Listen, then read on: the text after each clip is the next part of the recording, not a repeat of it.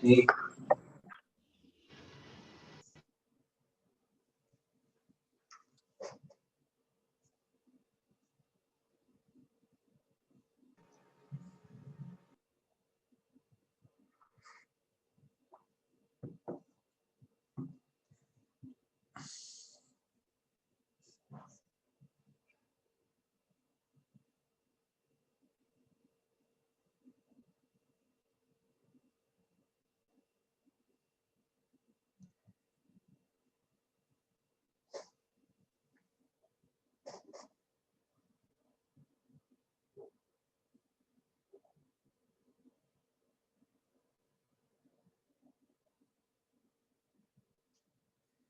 Bueno, ¿qué tal? Buenas tardes. Voy a compartir pantalla y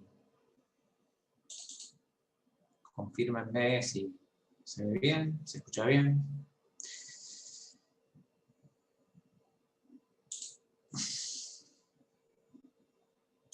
Ahí va.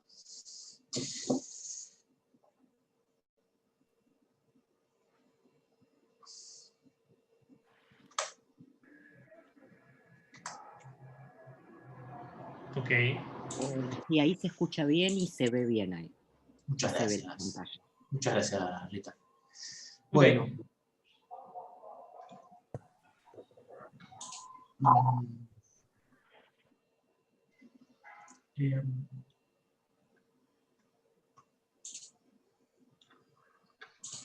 Okay, these here. Oh, sorry.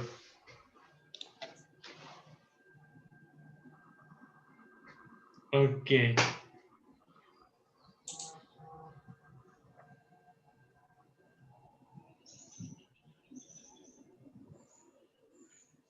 Bueno. Muy bien.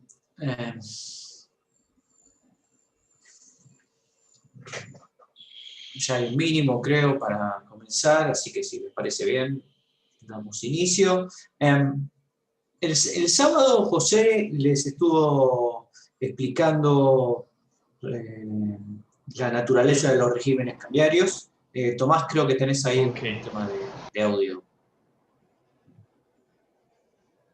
todavía encendido.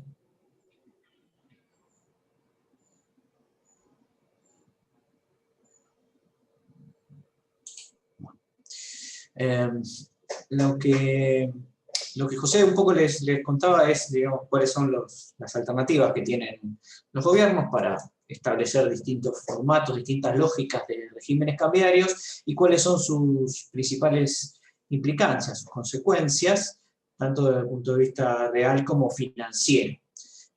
Un punto que supongo que él hizo y que, bueno, si no lo complemento yo ahora, es que el tipo de cambio es una de esas variables que opera como una bisagra entre la economía real y la economía financiera. Y entonces, digamos, es doblemente importante porque, digamos, no solamente produce incentivos y estímulos del lado de la economía real, sino que además produce, digamos, tiene consecuencias sobre los flujos financieros y sobre las consecuencias de los flujos financieros, que también las vieron con José en una clase anterior. Entonces, es importante tomar en cuenta esta doble dimensionalidad del tipo de cambio, que de alguna manera está presente en los modelitos de crisis cambiarias que yo presenté el viernes. Bueno, espero que recuerden cómo venía esto. Digamos, habíamos hecho una introducción. Esto está en Gandolfo, lo pueden leer, está en inglés, pero es corto y simple. Y después les había mostrado esta clasificación, digamos, basada en un artículo de Krugman, que es muy fácil de encontrar en internet, en donde se resume un poco esta literatura. Lo que vamos a ver hoy son 3 ejemplos, uno de cada generación, primera, segunda y tercera. No vamos a ver la cuarta porque en esencia no es no se trata, digamos, de una crisis estrictamente cambiaria, al menos en su origen, aunque sí, como habíamos dicho el otro día, tiene digamos, alguna consecución y alguna consecuencia sobre países en desarrollo y sus regímenes cambiarios, pero en general no es el tipo de crisis que nos interesa estudiar acá. Bueno, no sé si recuerdan cómo era la cosa, digamos, los modelos de primera generación, básicamente déjenme hacer una breve introducción. Lo que sucede en estos modelos básicamente es que existe un problema de incompatibilidad entre las políticas económicas, entre el mix de políticas económicas que elige un gobierno en particular. Concretamente, esa incompatibilidad viene dada por un régimen cambiario elegido, en este caso un régimen de tipo de cambio fijo, que no es compatible con un régimen fiscal, en donde un gobierno persiste en la monetización de sus déficits primarios. Ustedes podrían decirme, bueno, pero eso, ¿cuál es la novedad? La idea de que un gobierno no puede sostener para siempre un régimen de déficit fiscal permanente es algo que ya conocemos y conocemos muy bien hace mucho. Y entonces la pregunta que pueden hacerse es qué tiene que ver esto con el régimen cambiario instituido. Y bueno, básicamente el problema fundamental es que lo que se produce ante esta incompatibilidad de políticas es que, de alguna manera, los problemas de desequilibrio fiscales terminan trasladándose muy rápidamente a las reservas, dando lugar a un salto en el régimen cambiario que eventualmente puede dificultar más las estrategias de política económica a futuro, incluso tener consecuencias graves desde el punto de vista económico, social y político. Así que es importante, de nuevo, que se entienda que vamos a ver un aspecto específico de crisis cambiaria, que es el de incompatibilidad de la política fiscal y de la política cambiaria. Entonces, la pregunta es cómo conectamos ambas cosas. Bueno, digamos, la idea es simple. Lo primero que tenemos que postular es la existencia de una demanda real de dinero local, o sea, de moneda local. Y es importante la demanda de dinero, básicamente, porque de alguna manera va a definir hasta dónde el público está dispuesto a mantener dinero del propio país en cartera, y lo que se postula en esta función de demanda de dinero es sencillamente que hay una relación negativa entre IT, que es la tasa de interés real, y nominal, y la demanda real de dinero. A0 y A1 son dos constantes, y A1 es mayor que 0, con lo cual la relación de demanda de dinero y tasa de interés es negativa, que es, digamos, el mismo supuesto que se hace en la famosa curva LM, en la demanda de dinero de LM. Lo que no tenemos acá es el a través del ingreso, ¿cierto? Sí, esa parte del LM no está, solo tasa de interés. Eso es la demanda de dinero, pero ahora también nos interesa incorporar dos cuestiones más, que son la paridad cubierta, lo que se llama la paridad cubierta de intereses, que no sé si José se refirió a esto, pero digamos, la idea básicamente es que se supone que en equilibrio, la ecuación de la izquierda indica que la tasa de interés local, IT, debería ser igual a la tasa de interés internacional, IF, F de foreign, más la tasa de devaluación de la moneda local en relación a la moneda en que está expresada la tasa de interés IF, ¿no? O sea, si la tasa de interés local es, por ejemplo, digamos, 50%, o 34%, en el caso de la Argentina, por ejemplo, y IF, o sea, la tasa de interés internacional es 2%, se supone que la devaluación esperada de tipo de cambio, de una moneda respecto a la otra, debería ser más o menos esa diferencia para asegurar el arbitraje entre ambas monedas. Si así no fuera, y uno estuviera seguro de que la devaluación sería mayor, es obvio que lo que convendría es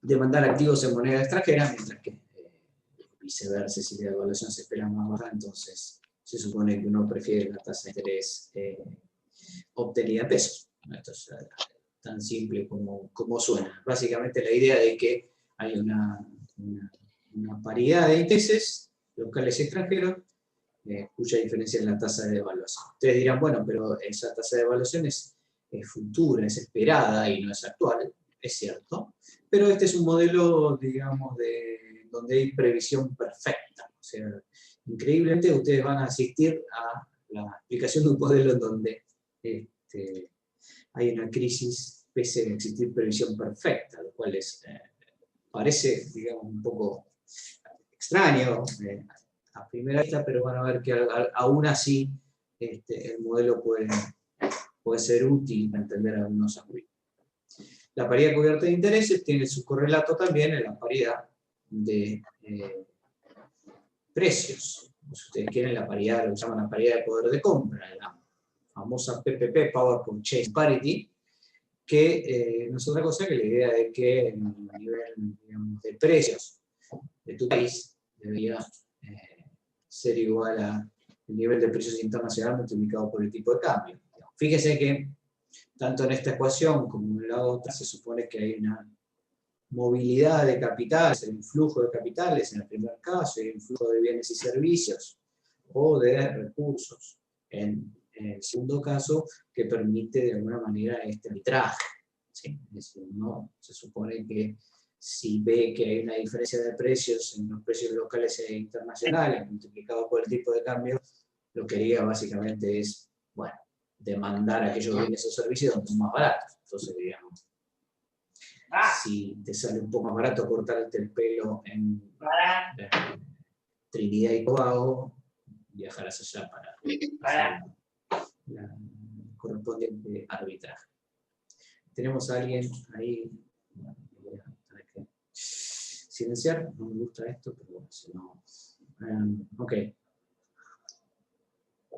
Es decir que este modelo incluye, dentro de lo que es un método de previsión perfecta, la idea de paridad de poder de compra, que es cierta, conocida, y la paridad de cubierta de interés se llama cubierta justamente porque no está cubierto porque hay previsión perfecta. Entonces, no hay forma de errarle, todo el mundo conoce el futuro. ¿Okay? Bien, hasta acá no hay mucho más para decir. Perdóname, Pablo. Pero después tenemos además de la... Sí, bueno, decimos. Sí, te quería consultar IT, ¿qué representa? Pues no estoy seguro. Porque R es el tipo de cambio, IT sería la tasa de interés. IT, representa la tasa de interés local. claro, perdón, sí, por ahí no lo... Que tiene que ver con la tasa de interés Sí, internacional. IT es la tasa de interés... Y el R punto no entiendo. Llegué un poco tarde. Ah, sí, no lo aclaré. Sí, no lo aclaré. IT es la tasa de interés en pesos, y F es la tasa de interés en dólares, para hacerlo bien, un ejemplo bien claro. Y R punto sobre S es una tasa, ¿no? Es una tasa de crecimiento. R punto es la variación de R en el tiempo, y RT es el nivel de R, cual la variación sobre el nivel es tasa de crecimiento. O sea que esa es la tasa de variación o de crecimiento del tipo de cambio. R es el tipo de cambio. Y fíjense que en la siguiente ecuación de nuevo aparece el tipo de cambio, pero en niveles. O sea, la paridad de poder de compra se expresa con la relación entre el nivel de precio local igual al nivel de precios internacionales, simplemente multiplicado por el tipo de cambio de RT. Pero sí, es la pregunta porque no había aclarado esas variables. ¿Okay? Bien, sigamos adelante entonces. Ahora viene la oferta monetaria. La oferta monetaria básicamente se describe no a través de a través de los componentes.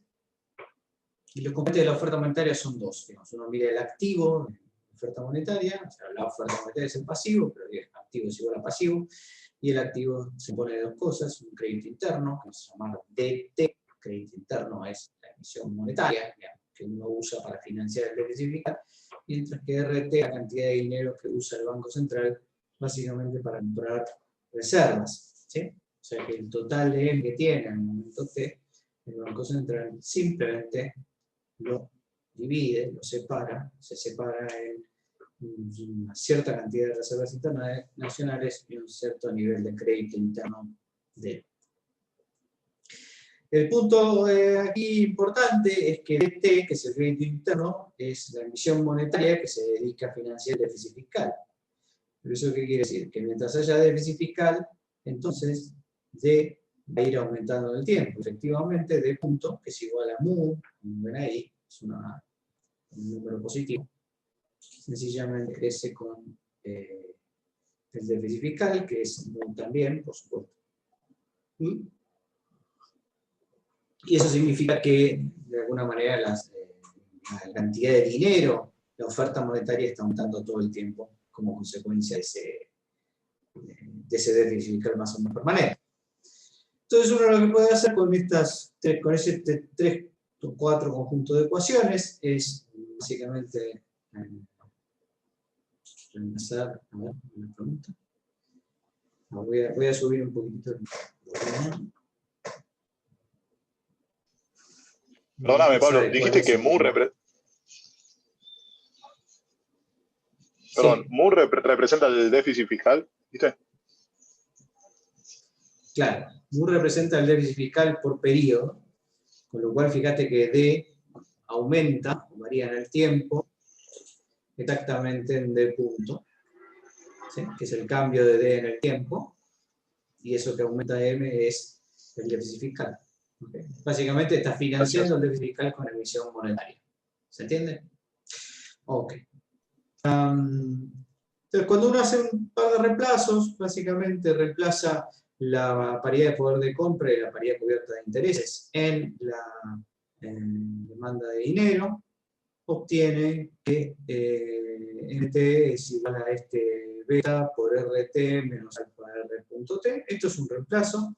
Lo que les pido es, no, por eso lo van a resolver ahora, pero que sí se lo anoten y lo resuelvan en casa para practicarlo y para chequear que digamos, los reemplazos se hacen correctamente. En donde estas nuevas variables, estas nuevas constantes, beta y alfa, están representadas por esas constantes que ustedes ven, ¿no? A0 PF menos A1 PF y F, y alfa es igual a 1 por PF. Es simplemente que agrupamos un montón de variables con todas exógenas en solamente 2 para simplificar la notación. ¿Okay? Entonces fíjense que MT crece, ¿no?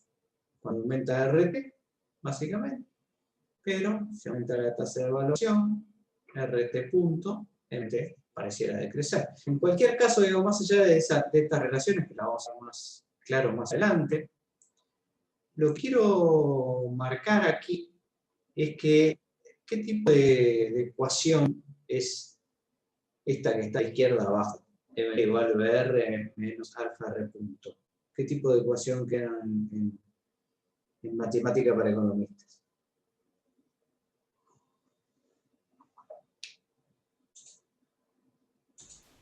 ¿Una ecuación diferencial? Exactamente, una ecuación diferencial. Me dicen que se escucha cortado y tienen razón. Mi Wi-Fi es bastante lamentable, pero les pido que si hay algo que no se escuchó, yo voy a ir lento, pero si hay algo que no se entendió, me paran y con gusto repito. Efectivamente, es una ecuación diferencial y en donde MT básicamente depende del tipo de cambio y de la variación del tipo de cambio. Entonces, bueno, sigamos adelante. Todavía fíjense que hasta acá lo único que hemos hecho es postular la política, digamos, la demanda de dinero. Hemos postulado previsión perfecta, que se expresa en la paridad de poder de compra y la paridad cubierta de intereses. Y hemos postulado después una interacción entre la política fiscal y monetaria, en donde básicamente lo que hace el Banco Central es financiar sistemáticamente en una porción mu en un total mu, el déficit fiscal mu que tiene el Tesoro. ¿Ok? Bien. Pero esta es solamente una de las políticas. Dijimos que el problema era que había una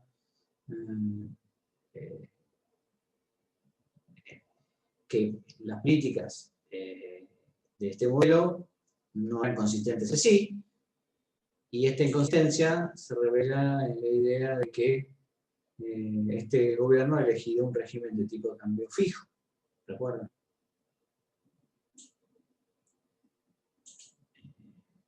Si me ven parar a veces es porque estoy revisando el chat, esas cosas. Bueno, lo que digo es que falta incorporar en este modelo la política referida al tipo de cambio, la política fiscal. Y esto es un régimen de tipo de cambio fijo, que como ya saben implica que R es igual a R raya, está constante, y por lo tanto, tanto la cantidad de dinero como los precios también resultan ser fijos. Si ustedes reemplazan acá arriba R punto R raya, R por R raya, van a obtener que MT es igual a beta por R raya, dado que R punto 0, porque R no cambia, y por lo tanto la cantidad de dinero de la oferta monetaria del gobierno, en principio, la demanda de dinero, en principio es fija. ¿Okay? O sea, de nuevo, con previsión perfecta, con esa expresión de la demanda de dinero, cuando uno le incluye un tipo de cambio fijo, el resultado es que la demanda de dinero también queda fija. Básicamente, como les dije recién, MD es igual a B por R raya, que se desprende de reemplazar R por R raya en la ecuación anterior. Entonces, ¿qué pasa con la composición de las reservas?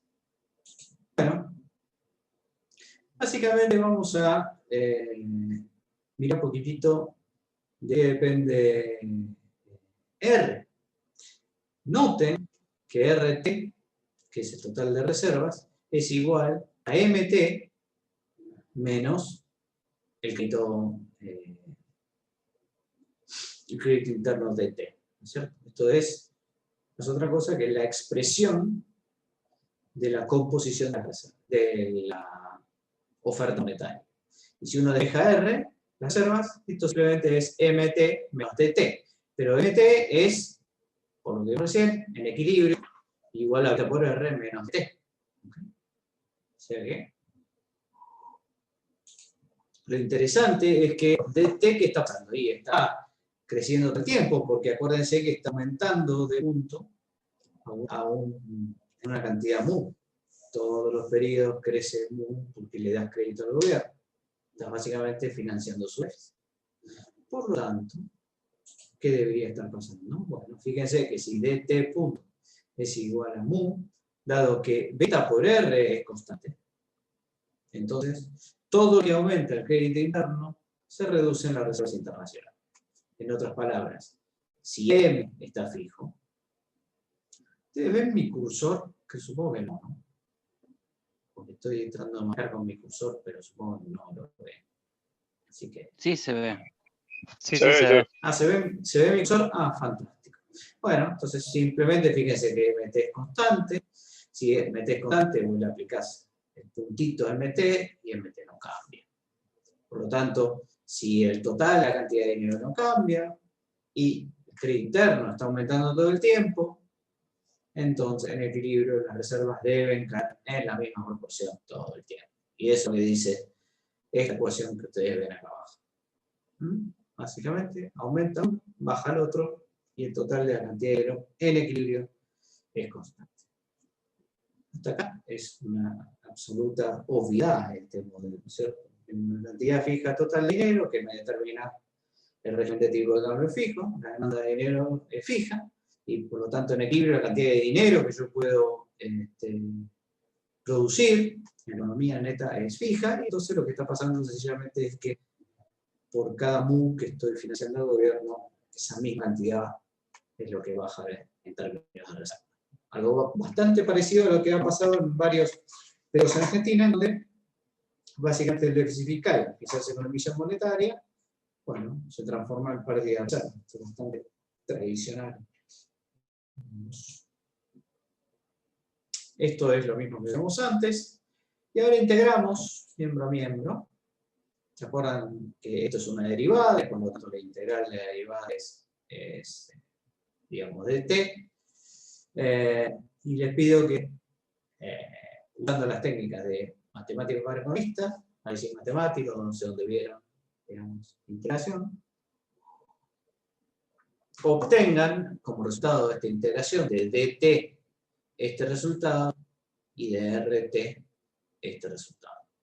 Obviamente, dado que uno sube y uno baja, lo que van a tener son dos dinámicas muy parecidas, pero con el signo cambiado.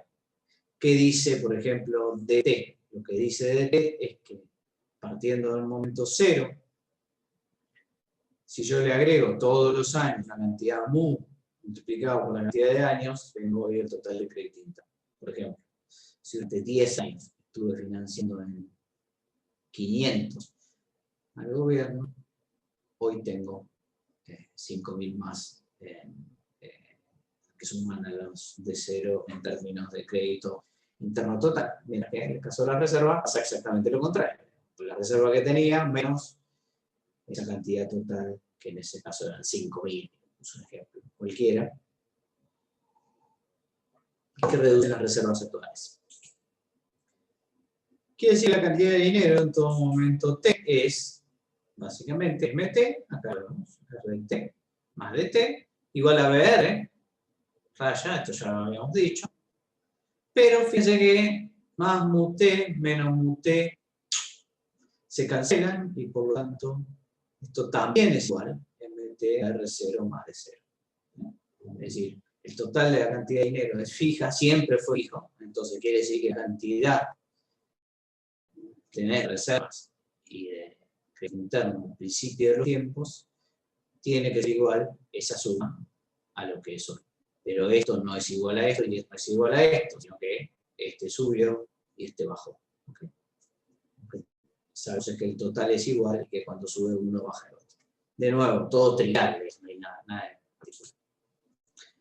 Y entonces, ¿qué pasa si RT es igual a 0? Es decir, ¿qué pasa si en un momento te quedas sin reservas? Bueno, vas a tener, por supuesto, una crisis cambiaria. Finalmente hemos llegado a la conclusión obvia de este modelo, en donde va a haber un T estrella que agota las reservas, y ese T estrella surge básicamente de despejar T en esta ecuación de acá. Cuando RT es igual a 0, entonces la cantidad de tiempo que va a tardar en agotar las reservas simplemente es el total de reservas que tenías dividir cuánto perdés todos los años. Si tenías 50.000 millones de dólares de reserva y perdés 10.000 millones como consecuencia de mu, el resultado es que en 5 años te vas a quedar sin reservas. Y ahí ocurrirá supuestamente la crisis cambiaria. Es decir, esta estrella no hay duda de que va a haber una crisis cambiaria. Y la razón es que básicamente te quedaste sin reservas para defender el tipo de cambio. Entonces lo que seguramente termine pasando, como se imaginarán, es una devaluación. Ahora, este es un modelo, como decía yo al principio, de previsión perfecta. Y ustedes podrían preguntarse si con previsión perfecta uno estaría dispuesto a esperar hasta T estrella, es decir, 5 años, para salir a comprar dólares.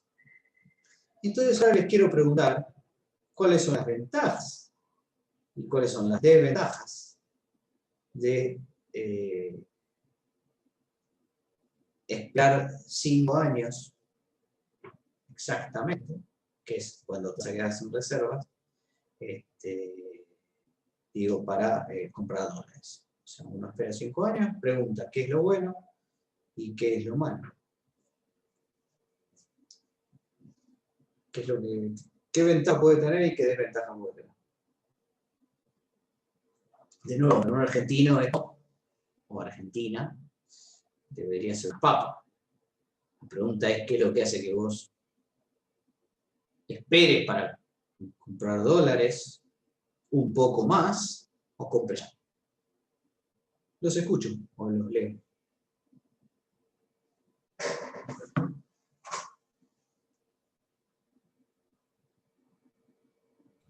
La tasa de interés en pesos.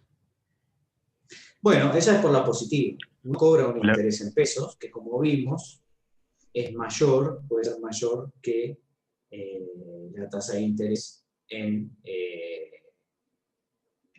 bueno, en dólares en este caso. Entonces, si ese es el caso, porque uno espera que haya una devaluación, entonces la tasa de interés sea mayor y entonces uno, digamos, le interesa cobrar esa diferencia. Bien.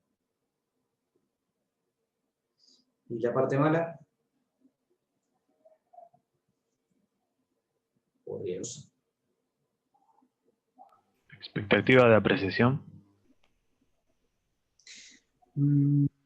Bueno, si... a ver, pensarlo así. Vos tenés que comprar dólares, pero en algún momento va a haber una corrección cambiaria.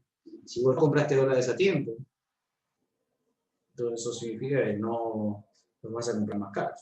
Entonces, sencillamente no alcanza a comprarlo antes de la devaluación. Ahora, ustedes podrían contestarme, bueno, pero eso no tiene sentido, porque este es un modelo de previsión perfecta, y todos saben que T estrella es el momento en que el Banco Central se va a quedar sin dólares, y por lo tanto, debería ser claro para todos que ese es el momento en que todos nos vamos a poner de acuerdo en ir para los dólares. La respuesta de quien hizo el modelo, que es Krugman al principio, y esta es la versión de Floyd Garber, que es una versión simplificada, pero en esencia es el mismo modelo, es que esto no es así, y que en realidad, digamos, el hecho de que haya previsión perfecta significará que los agentes económicos harán otro tipo de cuenta para saber en qué momento van a salir a comprar dólares. En particular, van a salir a comprar dólares antes de T estrella. La pregunta es, ¿cuánto antes? Okay, entonces, esta es la solución del modelo tradicional, sencilla, pero ¿qué pasa que si hay alguien que se pone nervioso de alguna manera, se pone ansioso, y bueno, y considera que si no compra a tiempo dólares, compra demasiado tarde, bueno, los va a tener que comprar más caros. Bueno, esto se parece mucho a estas situaciones de pánico que se dan en las entidades bancarias, donde uno tiene que estar atento a si otros sacan el dinero para sacarlo uno, ¿sí? Y en este caso es un poco lo mismo. Todos están esperando, todos compran dólares.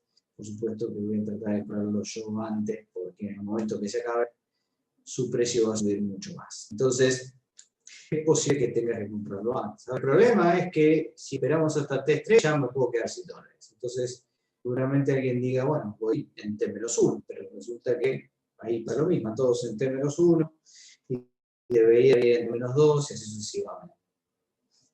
Entonces, una posible respuesta para esta situación dilemática es que la gente hoy, ya mismo, martes 6 de la tarde, salga corriendo a comprar los dólares. Porque uno dice, bueno, pero si uno sigue con el argumento de manera recursiva hacia atrás, llega un momento que llegas al presente, ¿cierto? Entonces, pareciera óptimo salir a comprar dólares ya mismo. Sin embargo, habíamos hablado de algo bueno y de algo malo. La parte buena es que de esperar para comprar dólares era la tasa de interés, como dijo muy bien, y por lo tanto, cuidado, porque en realidad vos por ahí querés aprovechar esa diferencia de tasa de interés con el objetivo de obtener todavía un rendimiento. ¿Okay? Entonces, es posible que a vos te interese, en todo caso, esperar un poco también. O sea que la solución no es T estrella, pero tampoco es T igual a 0. O sea, no es hoy. Entonces, la pregunta es, bueno, pero ¿cómo hacen los agentes económicos para determinar cuál es el T justo que está entre hoy y T estrella? Entonces, para hacer esto, lo que vamos a hacer es suponer que el tipo de cambio colapsa, está por colapsar, pero en un momento Z, muy chiquito, ¿sí? En un momento Z, ahora vamos a ver qué es Z. TZ. Y ese momento TZ es, vamos a suponer, anterior a T estrella y posterior a hoy. Ahora, ¿qué debería pasar justo después del colapso del régimen cambiario? Bueno, justo después, MZ más en ese momento, un cachitito después de que colapsó, M se empieza a mover. ¿Por qué? Y se empieza a mover porque el tipo de cambio ahora se empieza a mover. ¿Ok? Entonces eso quiere decir que la cantidad de dinero ya después del colapso cambiario ya no es fija. Bien. Ahora, ¿qué debería pasar en R en Z más? Ya después, inmediatamente después que ocurrió el colapso, bueno, evidentemente la cantidad de reservas tiene que ser 0, porque dijimos que eso es lo que colapsa el tipo de cambio, cuando te quedas sin reservas, y MZ, entonces va a ser igual a DZ más. Básicamente, esta condición es básicamente que te quedas sin reservas, toda la cantidad de dinero del crédito interno, y la cantidad de dinero, la demanda de dinero y la oferta de dinero empiezan a moverse. ¿Okay? Porque ya no son fijas, porque el tipo de cambio colapsó. Perdón, ¿puedo Entonces, hacer una pregunta? pensemos. Sí, claro. En T estrella yo ya no tenía reserva, supuestamente. Pero esto es antes. Ok, y antes puede ocurrir que me quede sin reservas. Exacto. Vos pensás en un momento Z o TZ, que va a ser entre hoy y T estrella. Ahora, vamos a suponer que existe un momento Z en el cual el régimen cambiario explota, que es antes de T estrella. ¿Okay? Estamos diciendo, mirá que si la gente se la ve venir, capaz que explota antes. Ok, entonces supongamos que existe ese momento, vamos a tratar de estimarlo. Ese momento lo llamamos Z, o TZ, ¿no? Z, no importa. Y la pregunta es, bueno, ¿pero qué pasa después del colapso? Pensemos que pasa un segundito que pasa inmediatamente después de que ocurrió Z. Bueno, son esas ecuaciones que ven ahí. Y en ese momento ya no te reservas, la cantidad de dinero es toda emisión, pues ya vimos, de Z más. Y la demanda de dinero se va a la oferta de dinero al tipo de cambio vigente. ¿Cuál es el tipo de cambio vigente ahora? Bueno, no lo sabemos, es un tipo de cambio que va a fluctuar. Ya no es un tipo de cambio fijo, porque el régimen explotó por el año. Okay. Bien. Ahora, como no hay más reservas, para T mayor que Z, o sea, después de que ocurrió Z, o sea, desde Z más en adelante, digamos, debe ocurrir que MT es igual a DT, pero DT, recuerden que era, ya lo habíamos visto, esto, la cantidad de crédito que tenías al principio, más todos los déficits fiscales que fuiste financiando. ¿Ok? Yo les voy a mandar la grafía para que tengan todo esto, por supuesto, pero miren que esto es así. Bien, entonces ahora, digo, después del momento Z, él empieza a fluctuar. ¿Sí? Ahora, antes del momento Z, R es fijo. Entonces, digo, pero, ¿y si yo quiero ver cómo hubiese evolucionado R si hubiese sido un tipo de cambio flexible? De nuevo, esto es importante.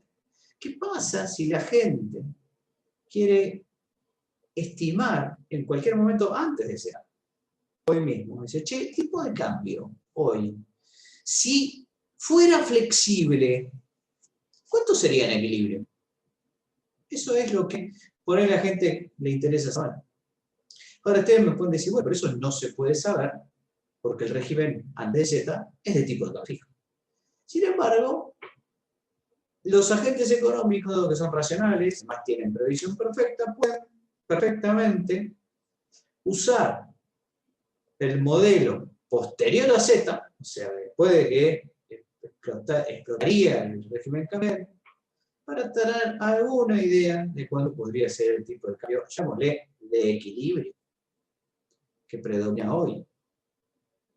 Y entonces podés comparar ese R, vamos a llamarle RZ, que es el R que, digamos, predominaría, digamos, de Z, con R raya. Así que, el tipo de cambio es casi la misma idea que se preguntan algunos analistas cuando preguntan si el tipo de cambio vigente, siendo fijo, es de equilibrio o no de equilibrio. ¿Qué están tratando de decir? Que bueno, que si no fuera fijo debería valer tanto. Y la pregunta que se hacen esos analistas es si el tipo de cambio fijo actual es mayor, igual o menor al de equilibrio. Entonces, eso es un poco lo que van a hacer los agentes económicos, porque acuérdense, con expectativas racionales, los agentes económicos son como analistas que conocen el modelo. Y lo que conocen es esta dinámica de MT. Básicamente dicen, bueno, yo sé que si el tipo de cambio fuera flexible y no fuera fijo, y lo vamos a llamar RZ, ese R fluctuaría. Entonces, lo que hacen los agentes es resolver esta ecuación en diferencia, básicamente. ¿Se acuerdan que ustedes dijeron, esta es una ecuación diferencial? Y la solución, bueno, la vamos a encontrar, vamos a obtener el valor, digamos, de lo que vamos a llamar el ratio sombra de R. O sea, el RZ es el valor de R después de Z. Pero yo quiero saber otra cosa, yo quiero saber algo parecido, digamos, que es que ¿cuánto valdría hoy el tipo de cambio si fuera flexible? Y a ese tipo de cambio, que no vamos a llamar un precio sombra del tipo de cambio, lo vamos a llamar remonio. Y ese remonio va a resultar ser la solución de la ecuación que ven. Ok. Esto, de nuevo, es la técnica de matemática para economistas para resolver R, que es probar una solución. Lambda 0 más lambda 1 por t. Si reemplazás esto en ecuación dinámica, te queda que el lado izquierdo es mt. Fíjense que mt lo dividí en dos partes. Lo divide en m0 más mu t. ¿Por qué? ¿Qué es mt hoy? Bueno, mt hoy no es otra cosa que m0, lo que tenías de la cantidad de dinero, todo lo que aumentó la cantidad de dinero como consecuencia de los déficits fiscales que fuiste financiando. Acuérdense que esto es como si la cantidad de dinero fuese flexible todo el tiempo, como si el tipo de cambio fuese flexible todo el tiempo. Por eso MT ahora, en vez de ser fija, es dinámica, se mueve, es M0 más mu por T. Lo que tenías de la cantidad de dinero más lo que cambia de la cantidad de dinero. ¿Qué cambia la cantidad de dinero? Mu por T. El total del déficit fiscal. Fíjense que esto es lo que termina moviendo la cantidad de dinero de equilibrio. ¿Sí? Los déficits fiscales por los cuales MT aumenta todo el tiempo. Ustedes dirán, ¿qué pasa con las reservas? Bueno, si tenés un régimen tipo de cambio flexible ahora, las reservas no se modifican, ¿cierto? Porque lo que gusta es, como se explicó en José Fanelli el sábado, si usted tiene un régimen de tipo de cambio flexible, lo que ajusta es el tipo de cambio, mientras que si usted tiene un régimen de tipo de cambio fijo, lo que ajusta son las reservas. Entonces, dado que R no se mueve, lo que se mueve es dt todo el tiempo, y ese crédito interno sube el módulo T todo el tiempo, o sea, M también sube en la misma tiempo. R no cambia. ¿Por qué? Porque estamos suponiendo un tipo de cambio flexible. Fantástico. Bueno, y eso es igual a beta por lambda 0, más beta lambda 1, menos lambda. Eso es reemplazar. Fíjense que el R punto es la derivada del respecto del tiempo, que es lambda 1. Okay. Chequeen en casa. Agrupo términos. Y ahora fíjense que para que esto sea igual a 0, lo que tiene que pasar es que el primer paréntesis sea igual a 0 y el segundo paréntesis sea igual a 0. El primer paréntesis es, digamos, todo lo que tiene t, y el segundo paréntesis son las constantes. Por lo tanto, lambda 1, si uno despeja, es 1 sobre beta, y lambda 0 es esa expresión que ustedes tienen. ¿Cómo tengo lambda 0? Bueno, el primero lo despejo, pero dado que tengo lambda 1, que ya lo obtuve en el, despejando el primer paréntesis, reemplazo y despejo. Despejo lambda 0 y obtengo esos dos resultados. De nuevo, lo hacen en casa, lo practican, es álgebra básica. Ok, ya tengo las expresiones lambda 1 y lambda 0. ¿Qué puedo hacer con eso? Ya tengo expresión para R monio. R monio ahora es lambda 0, que lo que ustedes ven ahí, más lambda 1 por t. Okay. Que es lo que ven en el último término. Eso uno lo puede juntar. Fíjense que M0 más mu t es t. Así que tenemos el que R monio es sencillamente esa expresión que ven ahí, que es una constante, y mt dividido beta. Fantástico. Esto es un reemplazo, no más que eso. Esta es la misma expresión que antes, no se asusten, no hay ningún cambio. Simplemente la traje de la filmina o la diapositiva que era la nueva. Yo soy de la escuela de las filminas. Bien. Y entonces, ahora, digamos, ¿cuál es la relación que hay entre R monio y MT? Fíjense que a medida que el tipo de cambio es más alto, o la cantidad de dinero es más alta en MT, o sea que financiaste además de déficits fiscales, el tipo de cambio R monio, que es el que hubiésemos tenido en equilibrio de haber tipo de cambio flexible, también sube. Okay. Ahora, noten que en esta expresión uno puede comparar R monio con R raya. ¿Por qué? Porque vos estás en un registro fijo. Todo esto es una cuenta que vos haces en tu mente, no es una cuenta que no es un resultado. R monio no lo ves, es un precio, por eso sombra. Lo que ves es la sombra, es lo que sería el precio si el mercado fuese flexible, pero no lo es. Entonces yo puedo calcular el remonio, porque todas esas variables las puedo calcular, puedo ver cuánto se mete hoy, puedo ver cuánto vale beta, alfa, mu, etc. Y hago cálculo.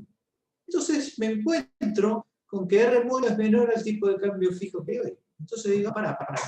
El tipo de cambio, a la Fantino, digo, el tipo de cambio que hoy tendríamos en un régimen flexible es menor al tipo de cambio fijo que tenemos hoy. ¿Cuál es el problema? Ninguno. O sea, evidentemente, lo que concluyo yo de esta comparación, que el gobierno no tiene ningún incentivo, ninguna razón para abandonar el tipo de cambio fijo. En otras palabras, el tipo de cambio de equilibrio, si ustedes quieren, está por debajo, es menor al tipo de cambio vigente, por lo tanto, estamos tranquilos. El gobierno no tiene razón para devaluar.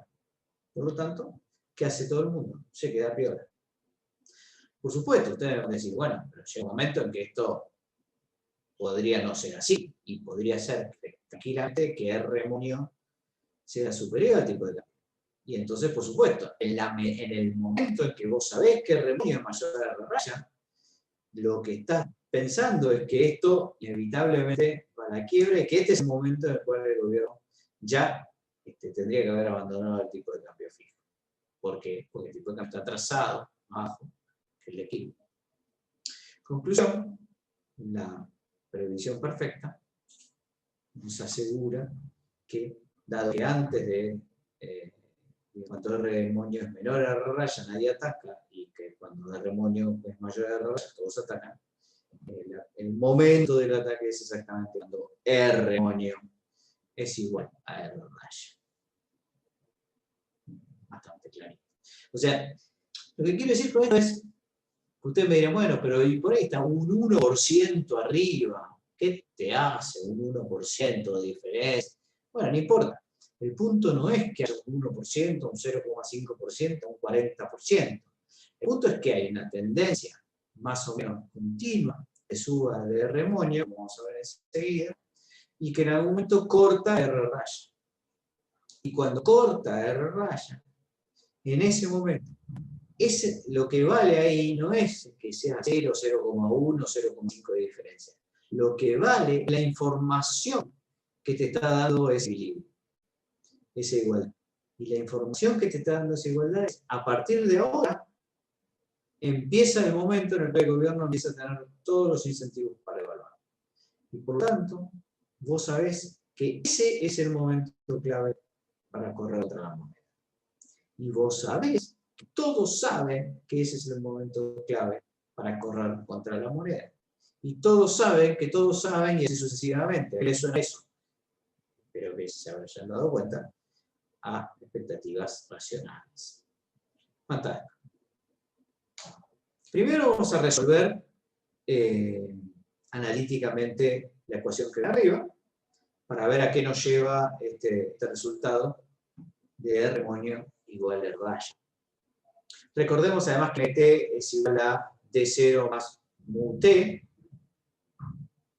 porque las reservas no cambiaban, ¿se acuerdan? Entonces simplemente que tenías de D0 más todos los déficits que fui acumulando. Y también que estamos asumiendo que el momento T es ese momento C que dijimos que explota todo, porque lo acabamos de definir como R moño igual a R raya. Bueno, lo único que hay que hacer es reemplazar estas tres cosas: R moño por R raya, MT por esa expresión y T por C. Y lo que tenemos es simplemente esta expresión. Les pido de nuevo que lo dejen ustedes, hagan el cálculo y déjense. Lo que van a tener ahí es, cuando reemplacen MT por D0 más UT, esa T la reemplazan por Z, pues el momento de expresión del tipo de cambio, y R moño lo reemplazan por R raya. Entonces lo que van a tener es esta expresión de acá. Una vez que hagan estos reemplazos, van a recordar que la cantidad de dinero era R0 más D0, ¿se acuerdan? Porque hoy, todavía en ese momento, la cantidad de dinero es fija, un cachito antes de que explote el sistema. O sea, en ese instante, todavía es fija, y por lo tanto es igual a B por R. Eso es MT. Y por lo tanto, BR nos dé 0, ¿a qué es igual? A la reserva, fíjense. Te dejen ahí para ver que es R0. No es otra cosa que las reservas tenías al principio. Conclusión entonces es que Z es igual, sencillamente los primeros términos se funden en R0, menos alfa mu sobre beta, todo sobre mu. Sí. Parecía difícil, pero no es tan difícil. Fíjense que, ¿cuál es la diferencia entre el momento T estrella y el momento Z? La diferencia es que en Z, en el numerador estás restando tres constantes positivas, alfa, mu y eta. Y por lo tanto, Z es más chico que T estrella, que es lo que decíamos antes. Z es un momento que está entre hoy y T estrella. No es hoy, no es T estrella, es un momento intermedio. Y ustedes se preguntarán, bueno, pero ¿por qué alfa, mu y beta reducen el tiempo, digamos, que vos podés sostener este régimen cambiario? Y la respuesta es que esos son parámetros que miden determinadas elasticidades. Entonces, yo no se los voy a decir, se los voy a dejar como reflexión propia. Piensen por qué en la medida que alfa sea más grande, o en la medida que mu sea más grande, o en la medida que beta sea más pequeño, Z se vuelve más cercano al presente. ¿Okay? Entonces, traten de pensar esa comparación para ver si saben manejar, digamos, las opciones del modelo. Entonces, ¿cuál es la diferencia entre estos dos? Fíjense, supónganse que las reservas internacionales, ojalá, fueran 80.000 millones de dólares. Y supónganse que todos los años el gobierno se rifa 20.000 millones de dólares, básicamente como resultado del déficit fiscal que financia con emisión. O sea, mu es lo que va financiando todos los años. T estrella, ¿cuánto es? 80 dividido 20. Obvio, son 4 años, en 4 años fuiste. Ahora, si alfa, por ejemplo, vale 3 y beta vale 1, entonces Z, si ustedes hacen el numerito, va a ser 1. O sea que en un año solo te vas a fumar el régimen cambiario. ¿Qué ocurrió acá? ¿Por qué se redujo tanto el tiempo? Y la respuesta es, bueno, lo que pasa es que ocurrió demasiado pronto que R moño alcanzó a R raya. ¿Sí? Si ustedes lo ven gráficamente, ustedes recargan con tipo de cambio fijo, R raya, MT, para todo MT el tipo de cambio es exactamente igual. Pero mientras tanto hay un tipo que está calculando R moño, que como vimos, tiene una pendiente positiva respecto de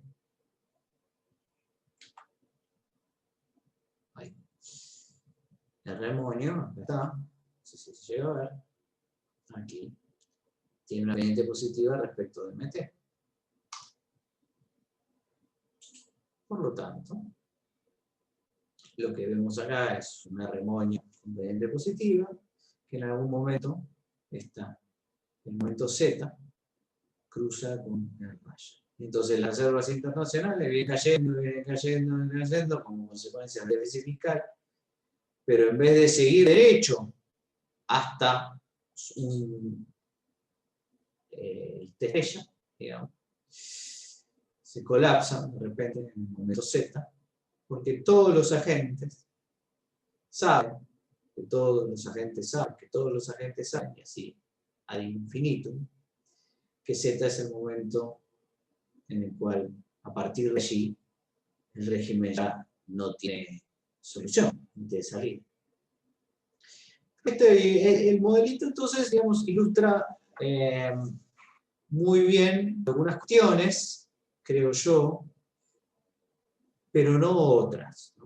La primera cuestión que creo ilustra bien es la idea de que si uno, de manera un poco tarde, elige un régimen fiscal de déficit permanente, digamos, en donde, digamos, sin solución de continuidad está financiando con emisión. Este es un modelo del año 78, para que tengan idea, digamos, estamos hablando de un modelo viejísimo. Ya que después se volvió a repetir el mismo error, digamos, por decirlo de alguna manera. Y si eso lo querés compatibilizar con un régimen de tipo de cambio fijo, la dinámica que vas a experimentar no es una dinámica de pérdida de reserva suave permanente hasta llegar a cero, sino que vas a tener una pérdida suave y de repente, cuando las condiciones objetivas, los fundamentals de la economía, acá representados por el cálculo que hacen los agentes del modelo de Hermonio, llegan todos esos agentes a la misma conclusión, en ese momento Z, el régimen colapsa, cuando las reservas todavía eran bastantes. En el ejemplo numérico, vos estás colapsando el régimen con 60.000 millones de dólares de reserva. Y la razón por la cual colapsa es porque estás perdiendo 20.000 todos los años. Digamos. Y eso es lo que, de alguna manera, alinea las expectativas que hace la cuenta y confirma que en el momento Z se va a producir la explosión cambiaria. O sea que lo primero que uno diría que este modelo ilustra con criterio es la idea de que digamos, uno no va a aguantar hasta cero. Y seguramente la crisis venga antes de lo que se le espera. Este es un punto muy importante porque, de alguna manera, refleja la idea de que las dinámicas económicas con las expectativas no siempre son lineales, sino que tienen puntos de quiebre. Llega un momento en que si todos piensan lo mismo, que es básicamente una de las características de expectativas racionales, te va a llegar tu Z, si no paras antes, ¿cierto? Así que esa parte creo que está bien ilustrada y de alguna manera advierte, de nuevo, que uno no tiene que confiarse si tiene un stock grande, si el flujo también es muy grande, el flujo de pérdida de reservas es muy grande. O sea, que a veces el problema es que la gente de alguna manera está extrapolando que ese flujo va a terminar por regresarte las reservas antes de tiempo, y eso reduce rápidamente las decisiones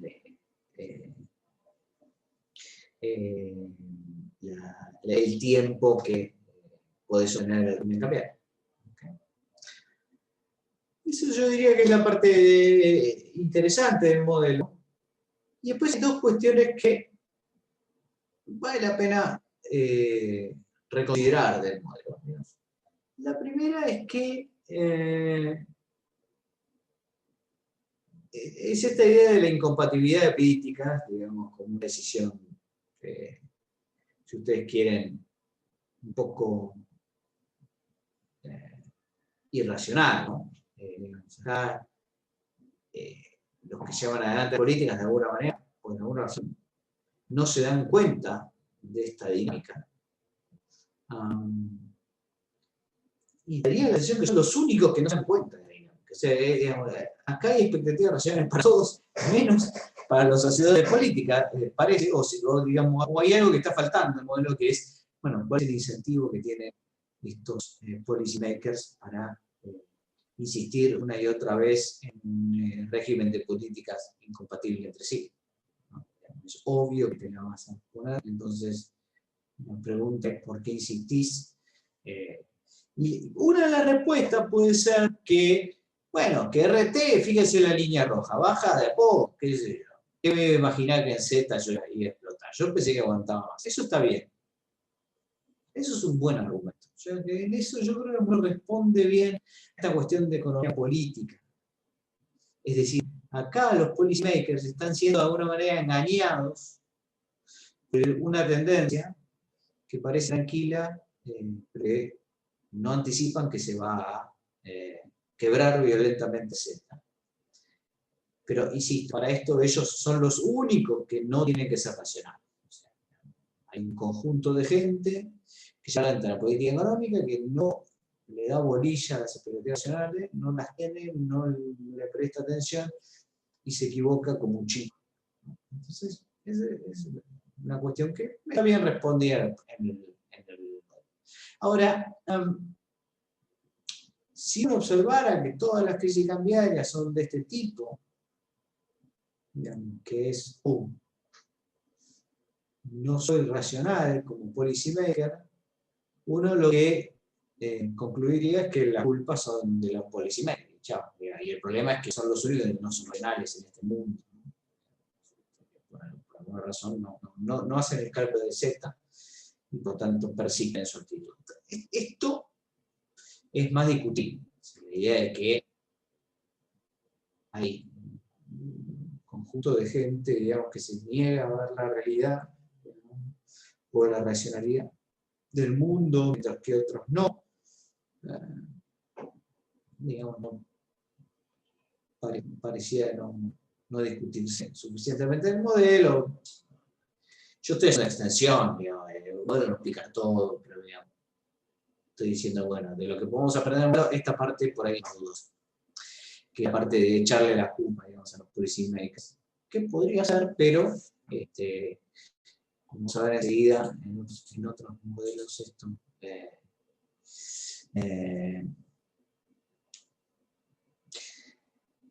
no suceda. Se quiere preguntar, pero eso no es que, porque supongo se diluye por el costo social y político que conlleva. Bueno, o sea, digamos que acá sí, de valor probabilidad. No, está bien, digamos, en realidad no es de valor antes de Z, en realidad es no mantener un régimen de tipo de cambio fijo o no mantener un déficit financiado con emisión turística. Alguna de las dos tenés que dejar pasar. Ahora, digamos, más que evaluar a los policy makers, a lo que voy yo es a una cuestión de que en el modelo no está demasiado especificado por qué un policy maker haría este tipo de cosas en un mundo que es básicamente racional. Entonces, hay agentes racionales que votaron a un tipo que no es racional y que está haciendo una política irracional. Hay algunas cosas medio raras en la economía política que que se sigue de un modelo como este, y está bien, de nuevo, ningún modelo puede explicar todo, pero, digamos, esto lo digo para quienes consideren que la principal enseñanza de este modelo es que los policy makers son una manera racionales que llevan adelante un conjunto de políticas totalmente incompatibles entre sí y son tan burros que ni se dan cuenta. Digamos, si uno concluye eso, que es un poco lo que se concluía antes, ¿no? No estoy diciendo. Y esto ni siquiera es un ataque a la democracia, porque digamos, la mayoría de los países donde esto sucedió eran países con dictaduras. Entonces, ni siquiera es un ataque a la política, digamos, estrictamente. Así que, digamos, ni siquiera eso. Pero aún así, yo diría que es un argumento un poco débil. Y lo que digo, insisto, no es que los policy makers son geniales, sino lo que digo es, bueno, explícamela, digamos, por qué estos tipos están haciendo semejante barbaridad. De hecho, ustedes conocerán al economista Rüdiger Dornbusch, hay un manual famoso de Dornbusch, lo habrán no leído, pero lo habrán visto por ahí, qué sé yo. Hoy hay manual, pero es un manual bastante famoso. Y Dornbusch escribió durante un tiempo sobre la economía política del populismo. El populismo, lo que se llamó el populismo macroeconómico. Y el populismo macroeconómico se parecía mucho a esta visión, digamos, general que tiene este modelo de crisis, ¿no? La idea de que, bueno, hay un conjunto de tipos que hacen políticas totalmente incompatibles entre sí y de repente chocan. Y cuando uno ve, una cosa es explicarlo así, otra cosa es decir, pero ¿por qué hacen esto? ¿No? ¿Por qué la chocás? Si el choque te destroza políticamente, entonces ¿hay sentido chocarla así? Y claro, cuando Dornbusch y todos los que empiezan a decir eso, empiezan a recorrer las posibles razones por las cuales los policy makers hacen esto, y medio que se encuentran con una dificultad grande para explicar. ¿Por qué los tipos hacen cosas como estas? Entonces, hay un conjunto de cosas que están faltando, que son el conjunto de restricciones que enfrentan los gobiernos, de múltiples factores, de restricción, de incertidumbre, etcétera, que enfrentan los policy makers, que a veces con su mejor intención y su mejor usando la máxima inteligencia posible, aún así cometen errores porque simplemente no pueden hacer otra cosa.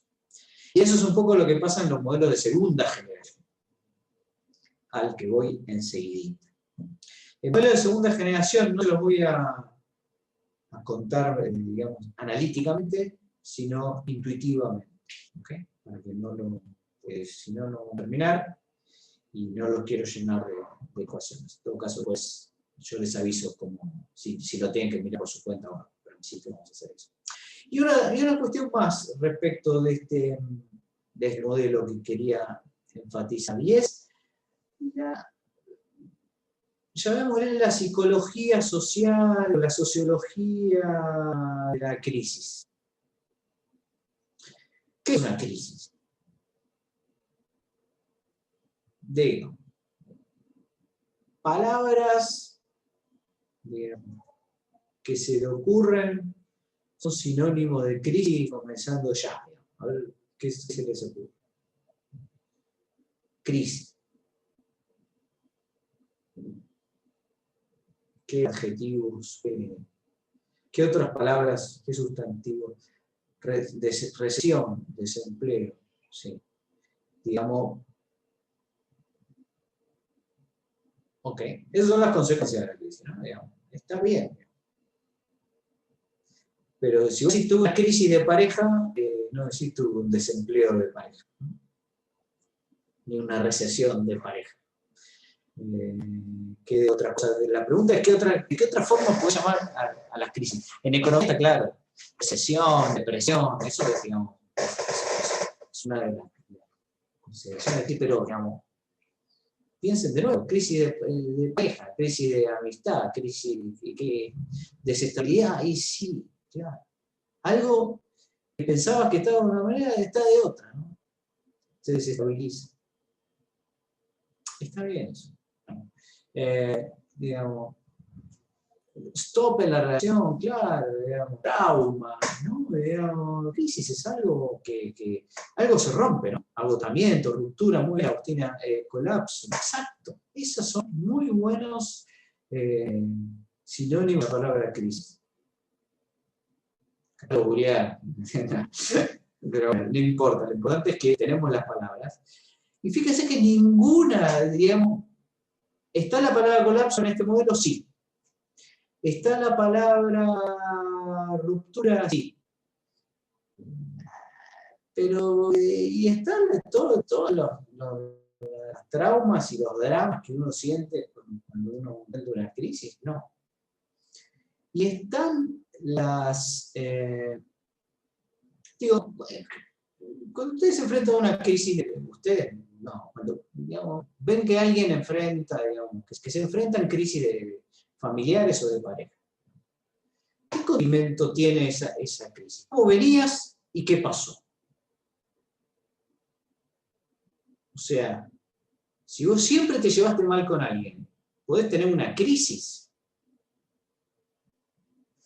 Claro, si no te llevas bien con él, simplemente no estás con esa persona. O sea, fíjense que la crisis tiene algo, como dice perfectamente Nicolás, de inconsistencia de planes.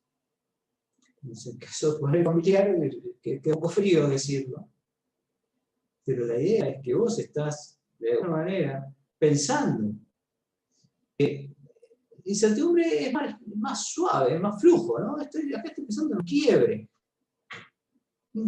exacto, un quiebre de expectativas. O sea, vos pensabas que esa pareja, que ese familiar, que ese amigo o amiga era de determinada manera, hasta que sucedió algo y que se transformó en una crisis, en donde eso se quebró, se separó. Entonces es algo que vos pensabas que estaba, y que de repente te das cuenta de que no. Y ahora, volvamos, creo que ya fue suficiente la metáfora, volvamos al modelo, y la pregunta que les hago, ¿dónde está este quiebre acá? En ningún lado. ¿Por qué? Porque hay expectativas racionales, además hay previsión perfecta. Entonces, fíjense que acá simplemente todo el mundo sabe que llegó un momento Z, y entonces nos encontramos a las 10 menos cuarto en la puerta del banco, vamos, sacamos todo, compramos todos los dólares todos al mismo tiempo, se cae el sistema, se cae el mundo, pero ya lo sabíamos. No hay ninguna... no hay ninguna situación de regret, o sea, de que algo que vos pensabas que estaba, no está. No está eso. Es lo que pasa con un modelo de previsión perfecta. Un modelo de previsión perfecta, vos no podés pensar que una cosa es de una manera y de repente es de otra, ¿no? Hay shocks, exógenos, todo eso está. Pero digamos, simplemente acá no hay ningún shock exógeno. Fíjense, todo esto es un devenir normal. Entonces la crisis es simplemente, como les decía antes, che, hoy es el día de la crisis, bueno, vamos y sacamos la plata del banco. Estamos todos de acuerdo. Nadie se pelea con nadie. Nadie le reclama nada a nadie. Nadie grita, hay que colgarlo de la Plaza de Mayo. Nadie grita que se vayan todos. Bueno, estamos, digamos, en esta situación en la cual, digamos, la idea de que esto es una crisis queda un poco minimizada por el hecho de que hay previsión perfecta, o si ustedes quieren expectativas racionales, y esto es una propiedad digamos, interesante para remarcar del modelo, porque muestra lo que el modelo ilustra y lo que el modelo no ilustra. Ilustra una parte interesante, que es esta especie de colapso, pero no ilustra en ningún sentido el problema de expectativas frustradas, de algo que vos creías que era una manera que no estabas. Y uno ve bien clarito ahí que esto es medio incompatible con la idea de suponer todo el tiempo de expectativas racionales. La crisis es casi por definición un quiebre, digamos, de las expectativas nacionales. ¿Puede haber crisis con expectativas nacionales? Sí, pero en este caso una crisis endógena con expectativas nacionales, en donde todo el mundo está tranquilo, llega el momento, van y qué sé yo, digamos, pareciera como que no es demasiado realista, y en ese sentido es posible que los fundamentos detrás de estas ideas no sean completamente sólidos. No sé, si puede ser que el modelo no se fije en cuestiones más importantes, como por ejemplo la frustración de expectativas o cosas por el estilo. Ok.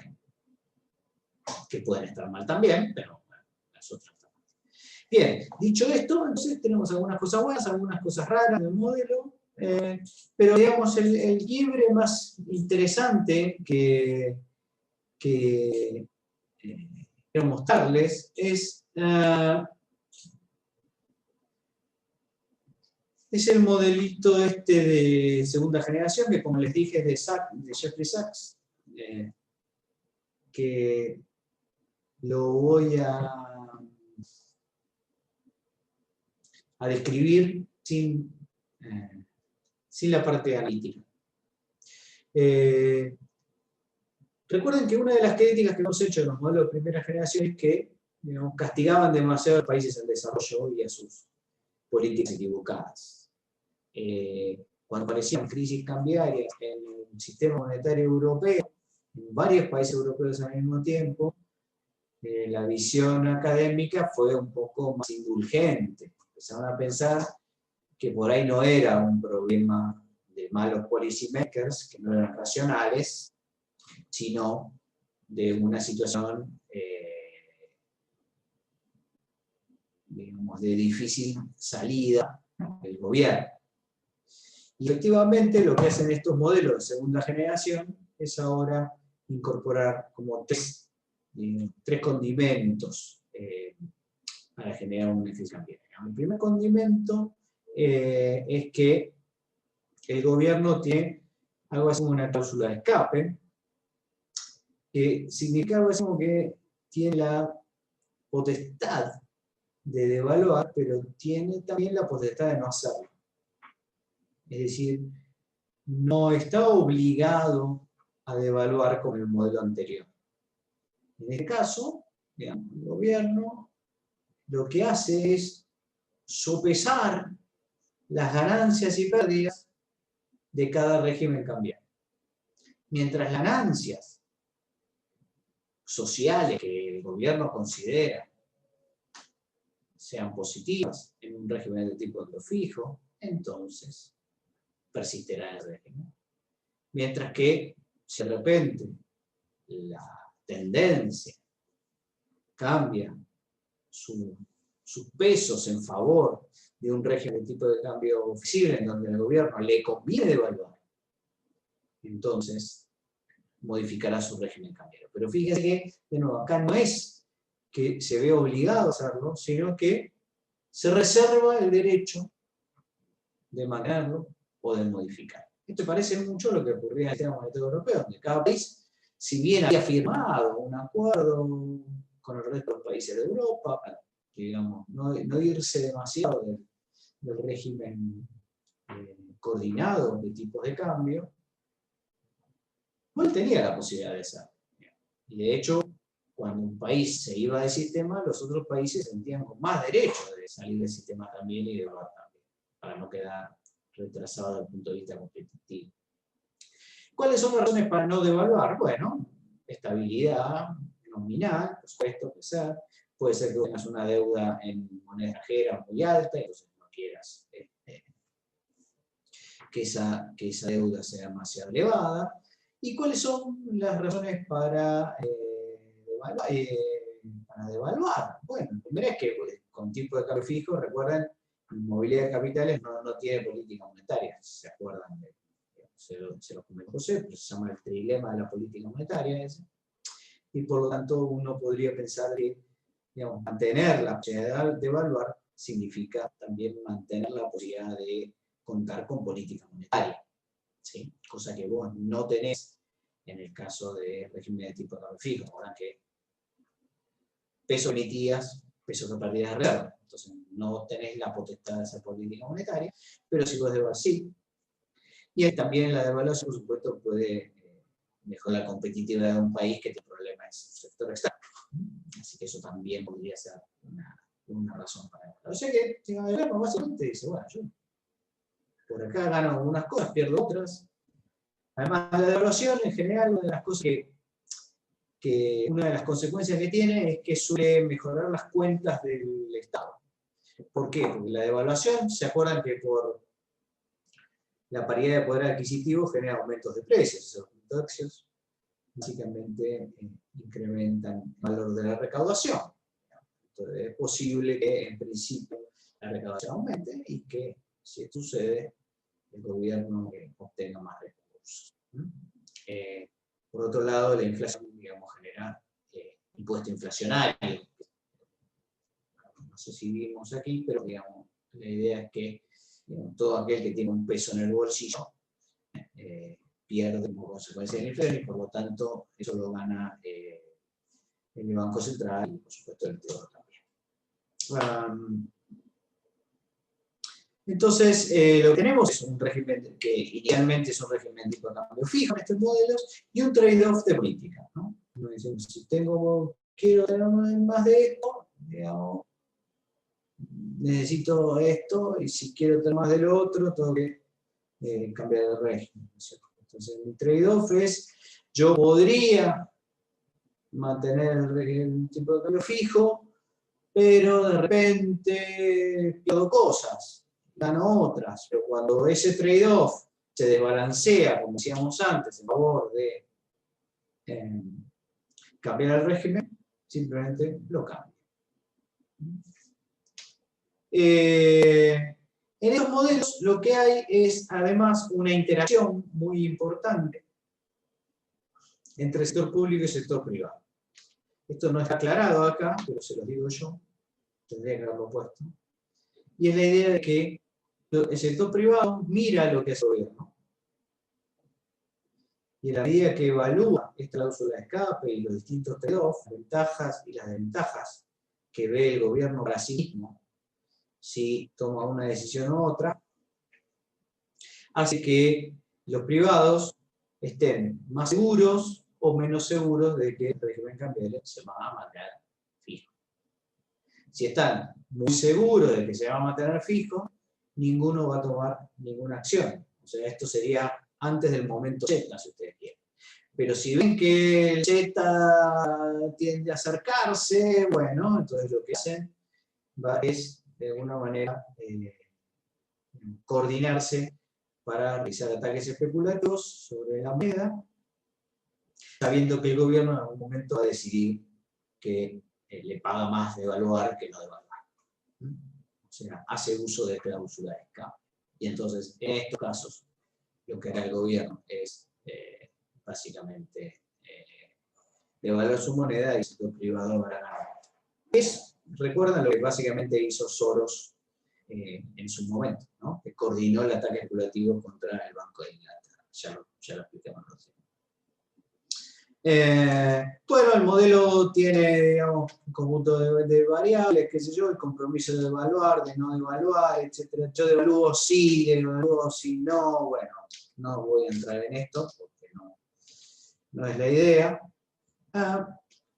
Y el punto es, de nuevo, digamos, los privados en algún momento se preguntan si este es el momento en que le conviene devaluar al gobierno. Entonces, bueno, acá están las condiciones que se tienen que cumplir. Fíjense la última línea, como para entender aproximadamente de qué va esto. Digo, R por B es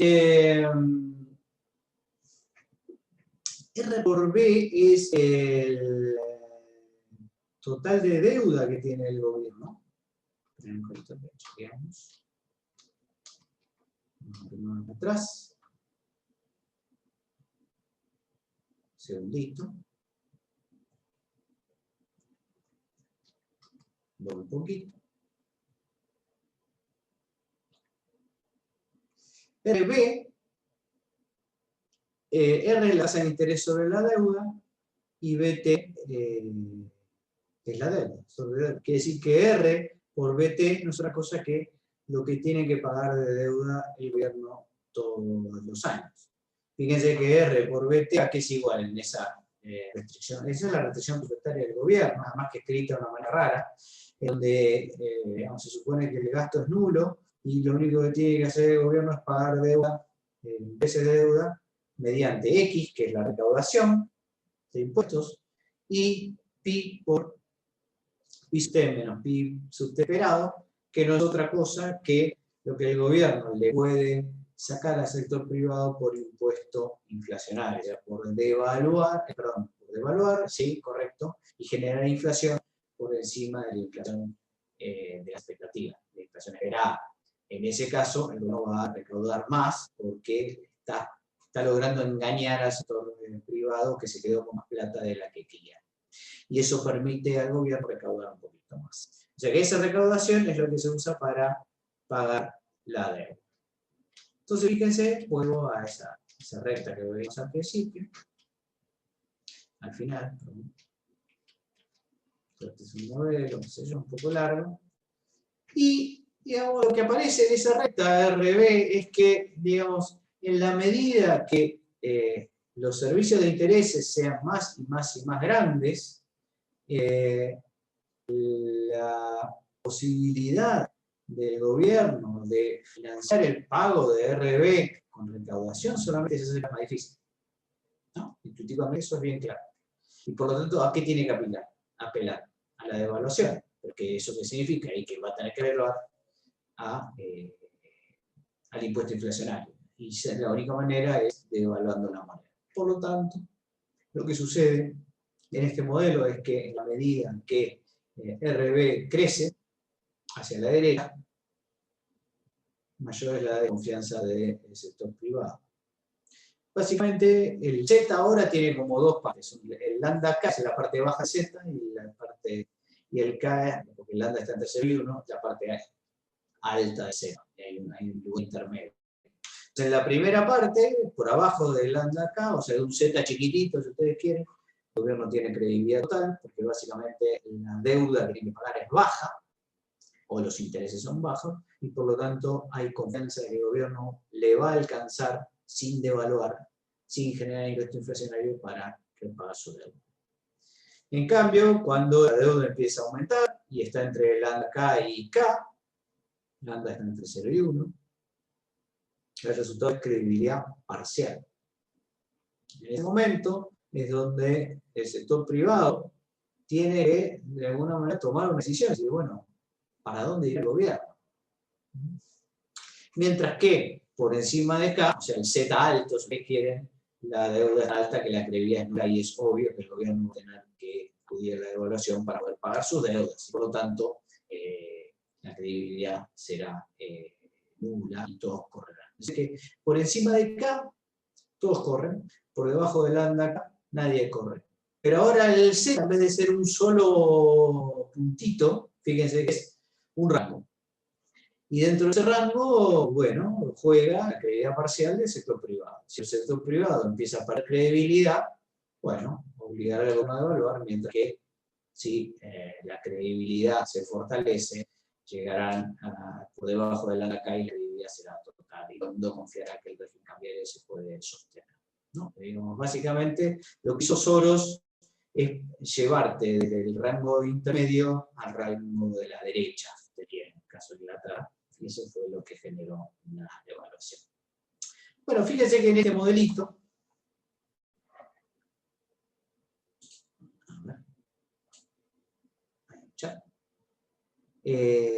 bueno, acá es un poco el Z de antes, ¿no, Ezequiel?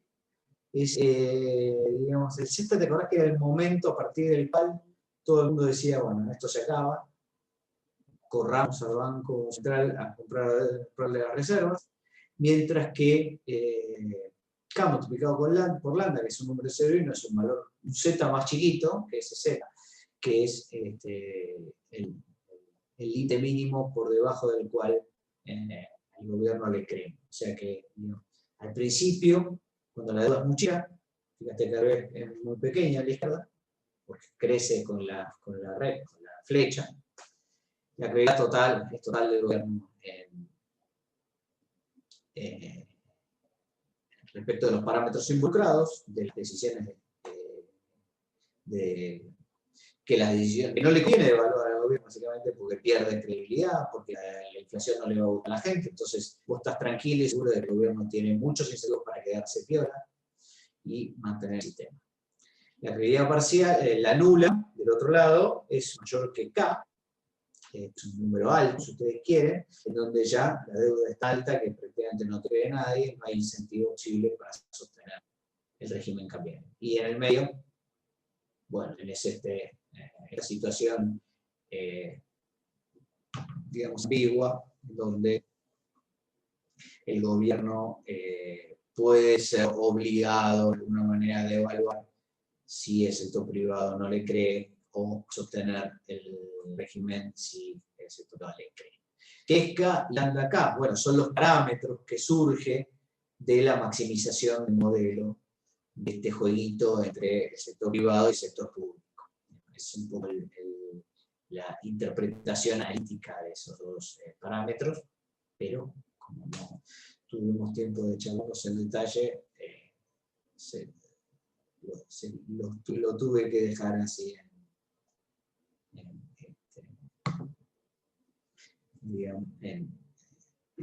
sin explicar. Ok, ¿cuál es la diferencia entre este modelo y el modelo de primera generación? Entonces, que en el modelo de primera generación el Z era un solo punto.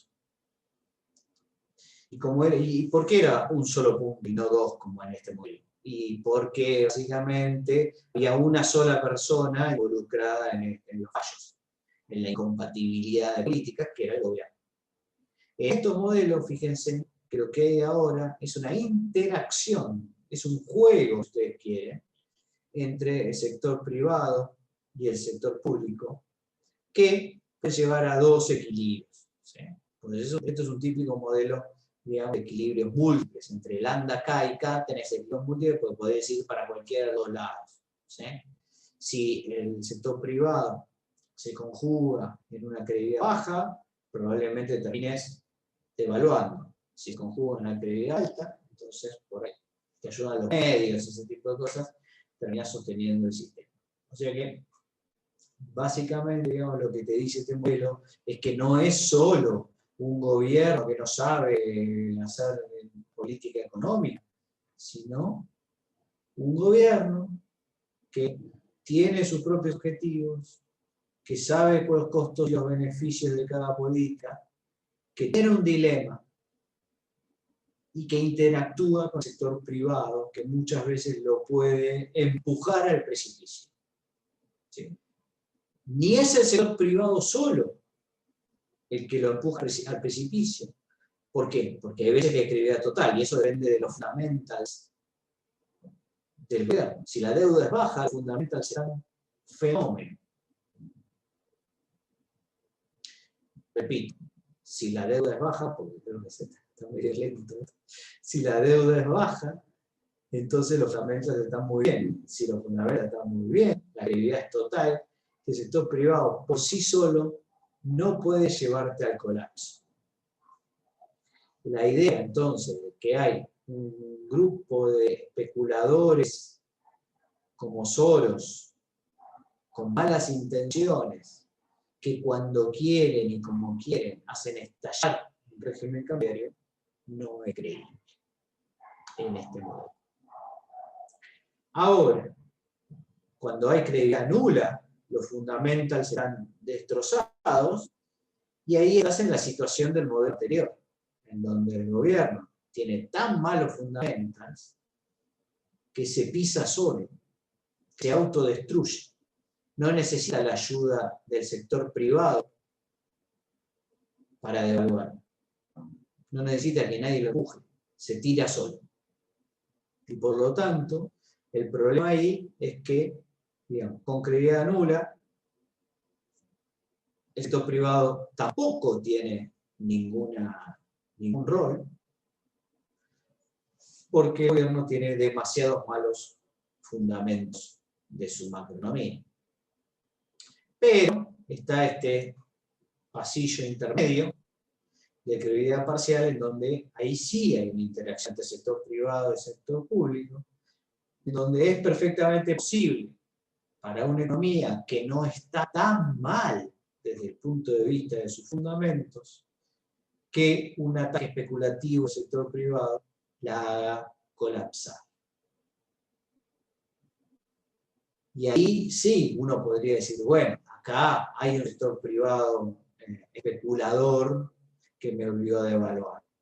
Y otro podría decir, bueno, si hubieses tenido mejores fundamentos, esto no te hubiese pasado. Quiero decir, las expectativas privadas se montaron sobre fundamentos que eran débiles, de alguna manera.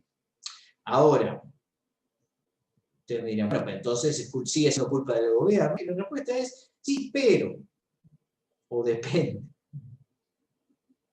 Fíjense que los momentos de credibilidad total son momentos también en donde el gobierno, de alguna manera, no obtiene tantos beneficios de sus políticas. Es un gobierno que se restringe, bueno, no, por supuesto, tenés unos fundamentos buenísimos, pero no puedes hacer nada con la economía tampoco. Entonces, tampoco es una situación que desde el punto de vista del interés general, o del equilibrio general, o del bienestar general, sea óptima, ¿no? Quizá una situación de credibilidad tal sea, desde el punto de vista del óptimo social, muy insuficiente, ¿no? No lo sabemos, porque no es un modelo que calcula el bienestar social, pero sí sabemos que muchas veces persiste el trade-off entre un gobierno que no tiene ningún problema de fundamentos y un gobierno que o se ata las manos para hacer política económica o no, digamos, no lleva adelante políticas que podrían eventualmente ser favorables para toda la sociedad.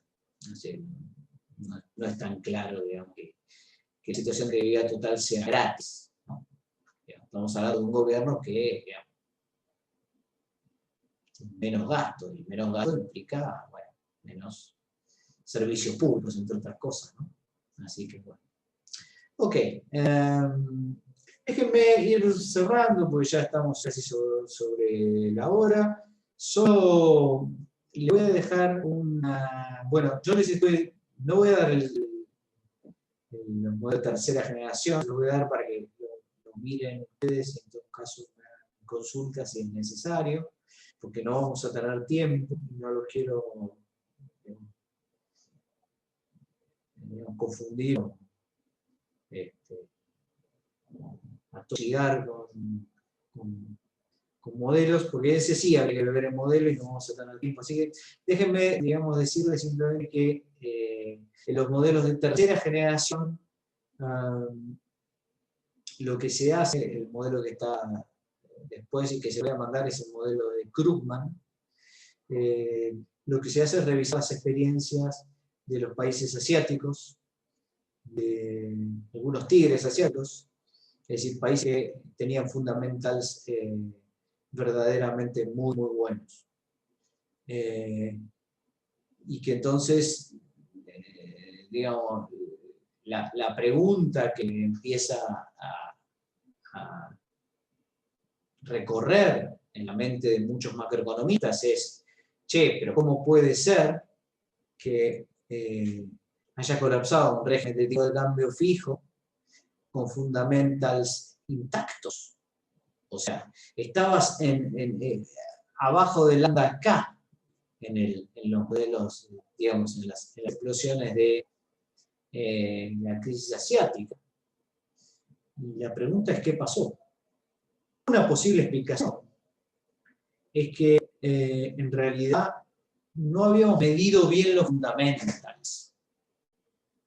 ¿Alguien sabe lo que significa crony capitalism en inglés? Crony, C-R-O-N-Y, capitalism. ¿Tienen idea de qué es? ¿Qué puede significar? ¿A qué se refiere?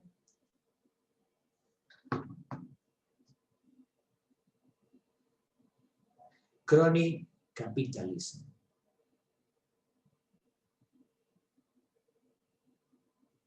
Bueno, no hay una traducción exacta, pero digamos, lo que más se aproxima es capitalismo de amigos. Capitalismo de amigos es la idea de que en estos países los que hacían negocios, digamos, eran muy amigos de los que hacían políticas económicas, digamos, y que se repartía entre ellos todo tipo de favores. Supongo que habría corrupción, sobornos, situaciones de mercado no del todo competitivas, etcétera, etcétera. Y esto que se llamó capitalismo de amigos es algo que algunos analistas consideraron era algo muy negativo para estas economías y que por lo tanto nosotros creíamos que los fundamentos eran solamente los datos macro, pero en realidad había algo más profundo que eso, que era este conjunto de amistades inconvenientes entre políticos, empresarios, bancos, etc.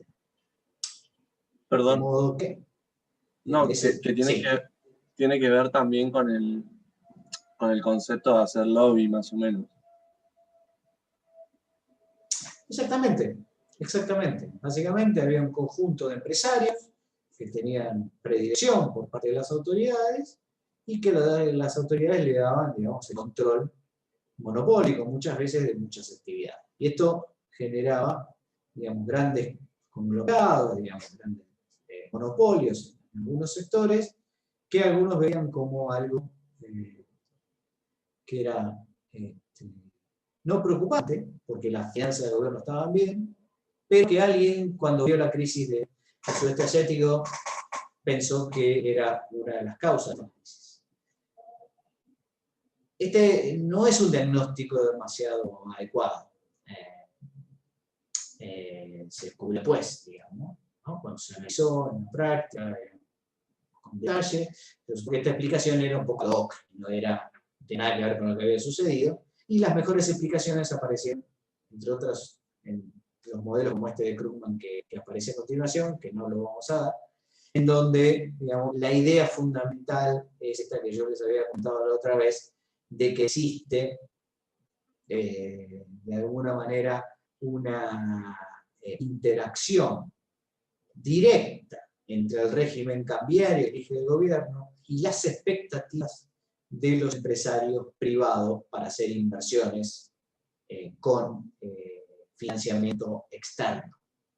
¿Se acuerdan? Yo les había dicho, les había dado de esta relación, les había dicho que cuando uno tiene un régimen demasiado que uno cree que está para siempre, es muy seguro, uno puede endeudarse muchísimo, porque confía, digamos, en que no va a haber ninguna devaluación, y por lo tanto lo que se pudo haber sucedido es una sobreinversión que garantizada con activos a precios locales, total tipo de cambio se va a mantenerse fijo para siempre. O sea que fíjense que acá el problema no es un problema de compatibilidad entre dos políticas económicas, sino compatibilidad entre una política económica, el régimen de tipo de cambio fijo, y las decisiones de inversión privadas con el extranjero en un mundo que se había globalizado y se había liberalizado financieramente muy rápidamente en parte de los 70 y más rápidamente todavía, aceleradamente en los 80 y luego los 90.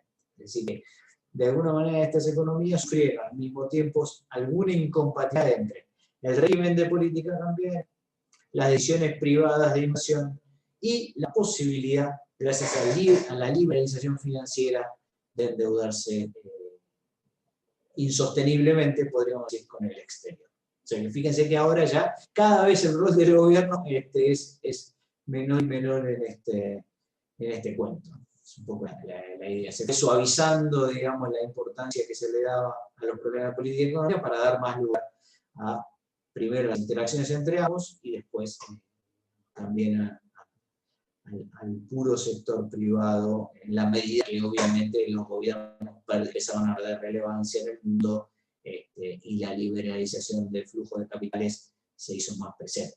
Era lo que por otro lado que participación de los privados fuera mucho mayor. Bien, hay mucho más para decir del modelo de tercera generación. Yo lo que voy a hacer es subirles este PowerPoint. En Gandolfo tienen la explicación de estos 3 modelos. Los saqué ahí, no sé, esto no lo inventé yo, digamos. Están ahí en ese capítulo de Gandolfo, lo pueden leer, lo pueden mirar. Como bueno, esto va a ser un examen del mismo modo que en el primer examen, supongo que en algún momento tendrán que hacerlo con la ayuda de ese libro, pero en principio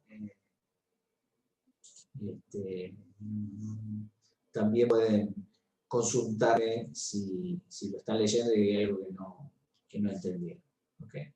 Pero bueno, es un poco una introducción a las crisis cambiarias.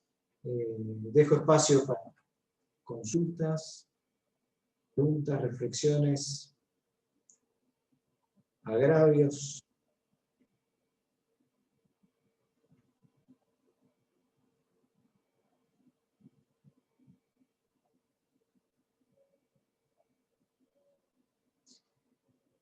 Muy bien, gente. Bueno, espero que Pablo. se hayan ido.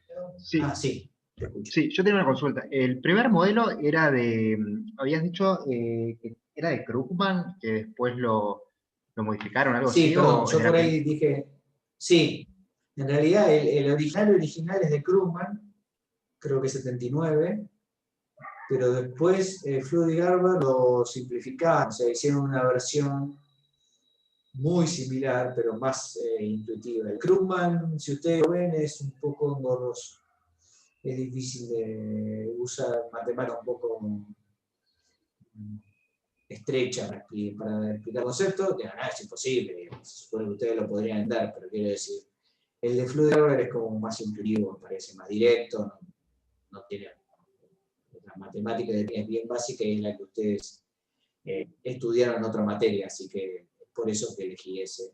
Y Gandolfo también eligió ese en el capítulo 16, ese que le subí. Ah, perfecto, gracias. La bibliografía entonces de esto que yo les estuve dando es el capítulo 16 de Gandolfo y bueno, filminas si les ayudan a simplificar o resumir la lectura, ¿no? Es eso. Que yo recuerde nada más. Después yo, bueno, meto algunas pastillas mías, pero digamos, lo esencial está ahí en el Gandolfo, creo que está muy bien resumido, ¿no? Y lo otro que sí, que es importante que miren, es el artículo de Krugman sobre Currency Crisis, ¿no? Connect Crisis, que resume un poquito la intuición detrás de las tres generaciones. Creo que ese está buenísimo, me parece, para entender cómo fue cambiando las ideas de cada generación de análisis de crisis. Así que bájenselo de internet, está muy fácil de encontrar. Bien, saludos entonces, anden muy bien y bueno, el viernes seguirán, no sé si José o quién es el que continúa, pero bueno, nos estaremos viendo por ahí un poquitito más adelante. Les mando un saludo y gracias por la atención.